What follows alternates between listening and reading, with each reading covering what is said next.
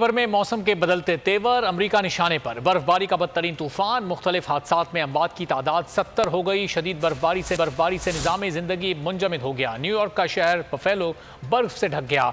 Buffalo में लोगों को आज भी घरों में रहने की हिदायत जारी की गई है। न्यूयॉर्क के मगरबी इलाके में 4 फीट बर्फ पड़ चुकी है।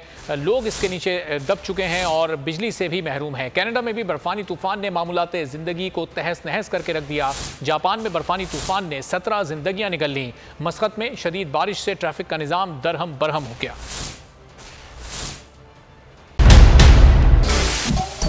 सबसे बड़े चैनल बोल न्यूज के एंकर मखदूम शहाबुद्दीन के प्रोग्राम अब बात होगी ने रेटिंग के तमाम रिकॉर्ड्स तोड़ दिए। मैं हूं मखदूम शहाबुद्दीन और आप देख रहे हैं अब बात होगी। 46% नाजरीन ने बोल न्यूज को देखा। सोशल मीडिया पर भी सबने ज्यादा देखा। सब्सक्राइब करें और बेल दबाएं ताकि कोई खबर रह न जाए।